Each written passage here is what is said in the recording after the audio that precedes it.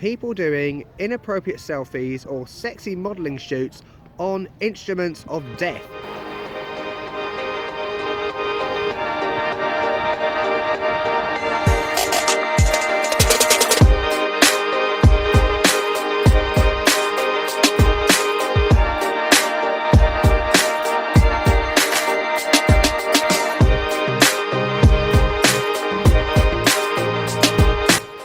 A door down there that's open. Let's go in.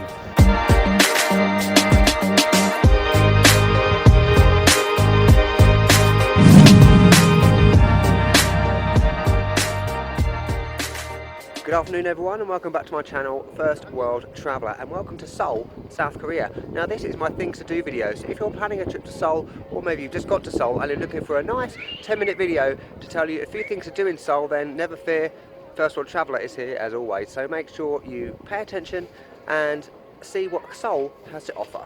Now make sure you also check out my DMZ and JSA tour video, which you can access by clicking on the playlist at the end of this video. So without further ado, let's go and have a look around Seoul.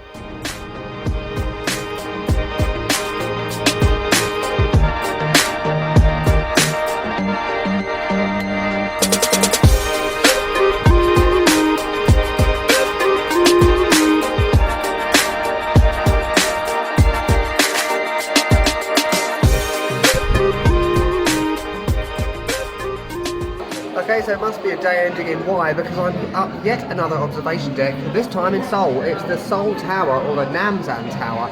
It costs 10,000 won to get up, which is about £5 roughly. And I guess the main thing, it really gives you an idea of how large Seoul is. It is absolutely huge. So I'll show you some sights in a second. How do you get to the Seoul Tower? Basically, there's a cable car from Myeongdong that you get all the way up there. It's 8,500 return. It saves you having to walk up the steps.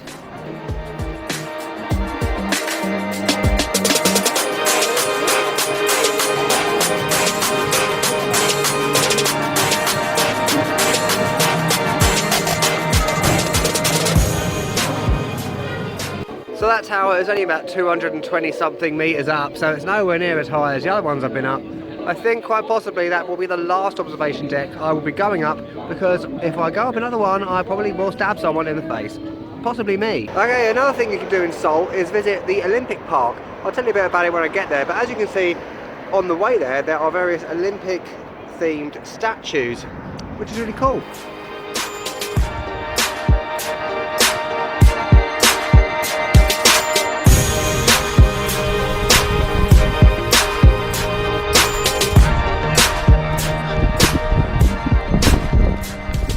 Here we are at the Olympic Park in Seoul. Now, in case you didn't know, Seoul held the Summer Olympics in 1988, so almost 20 years ago now.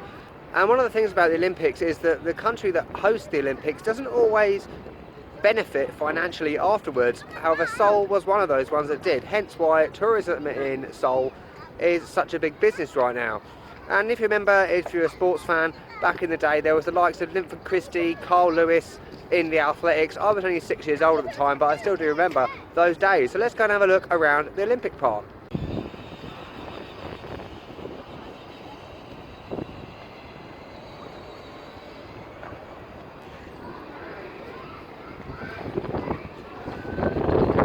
So if you're an Olympics fan, you'll know that the most recent Olympics were in Rio in 2016, and for those of you from Great Britain, you may know that Team GB came second with 67 medals.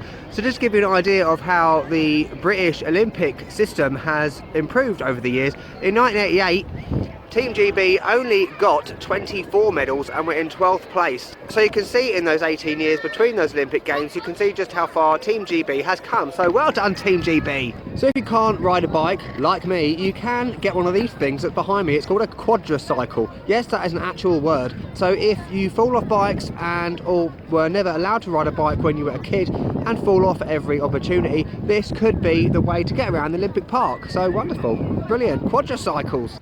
So overall, the Seoul Olympic Park is a great place to come, especially if it's the weekend, or maybe you're with a family, or maybe you're walking a dog, or want to fly a kite.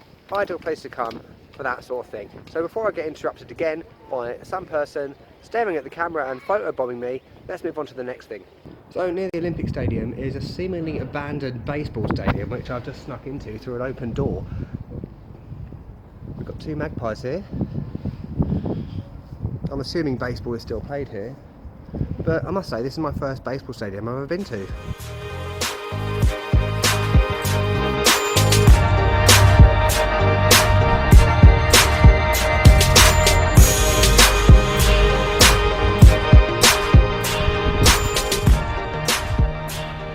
Another thing you can do in Seoul is visit the Olympic Stadium from the 1988 Summer Olympics. I don't think you can get in. Then again, I thought that about the baseball stadium over there, so let's go and have a look.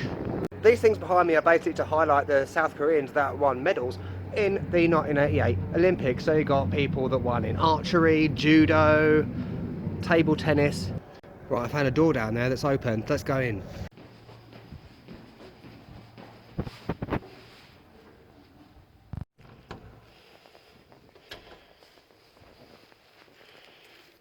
Okay, I don't think I'm meant to be in here, so I'm probably going to get out before I get arrested. So that's enough sports related things for one day. What else can you do in Seoul?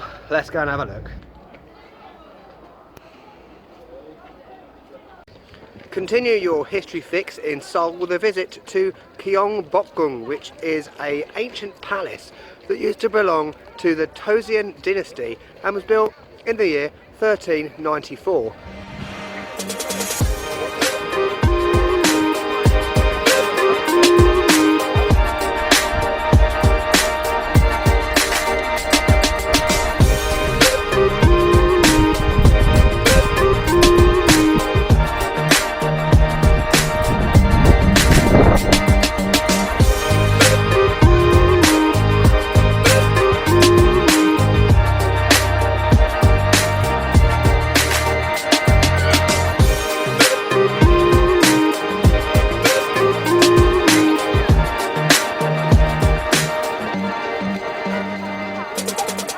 So I would say this is a bit of a tourist trap, to be honest, because you read that a lot of the area was dismantled by the Japanese during the Japanese occupation, and you can pretty much tell that a lot of the buildings weren't originals, if you know what I mean. But it's still a nice place to come for on a Sunday if you want a little bit of a walk and see some people in traditional Korean outfits. Okay, another thing you can do if you're interested in learning more about the Korean War and maybe you're on a budget and you can't afford to do the DMZ and JSA tour, is do this. Visit the Korean War Memorial and Museum. It's free, so you've got no excuse.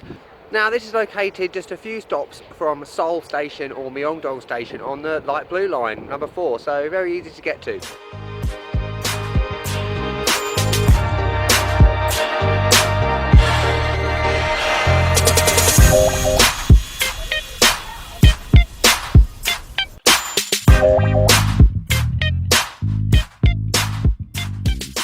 Okay, this is very similar to the Imperial War Museum in London and also the War Remnants Museum in Ho Chi Minh City in Vietnam.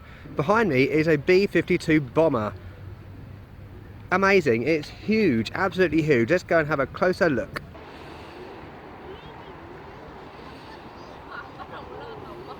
So you can climb up to the nose and have a look in. There's a guy in there, obviously not a real person. And look behind me, you have all planes, tanks, etc. Brilliant if you're a war geek. So behind me is a C-46 Commando transport, which was originally used as a normal commercial jet airliner before World War II. It was then used in World War II, the Vietnam War and the Korean War. It's huge. Okay, behind me you have a number of tanks, particularly Chinese tanks. What you also have is something that really frustrates me, you can see it in the background there, is people doing inappropriate selfies or sexy modelling shoots on instruments of death, i.e. tanks, which is completely inappropriate. It really makes me angry. We also have a collection of guns and missiles. Look at the size of that. So all in all, there is a very impressive collection of things from the Korean War, and it's all free, it's all out in the open, so it's a really good place to come. And you've got these little things here which tell you about each piece of aircraft or tank or missile, so you can really learn a lot if you're interested in finding out more about the Korean War. This is a Korean light armoured vehicle. Let's go in and have a look. I tell you, it couldn't be 5'10" in the Korean War. very low down in here. Tiny little seats. And there's a little driving seat. I don't think I will be able to get there because I'm not tiny. Wonderful. So the inside of this museum is very, very good. It's very well put together and it's very interactive as well. You can also do like an audio tour that's linked to an app. Basically, there's a QR code as you walk in, and if you've got headphones, you can do this tour as you go around. Very good for kids because it is very interactive. There's lots of buttons to press and things to learn about. So yeah, really good, well put together museum, I would say. So I'm sure you'll agree, Seoul is an absolutely amazing place to come to. Seoul is massive, so you cannot do everything Seoul has to offer in one trip, even if you tried your hardest, because it's impossible. So just on a closing note, the thing behind me is a dome with a statue of two Korean brothers and also soldiers on the top, embracing as they reunite during the war. And the thing underneath, the dome, that indicates Korea being split in half and the hope for reunification. So on that note, if you've enjoyed this video, click like down the bottom and leave a comment. And check out the rest of my Korea playlist, which includes the DMZ and JSA tour and all the basics you need to know when you get to Seoul. So without further ado, I'll catch you later.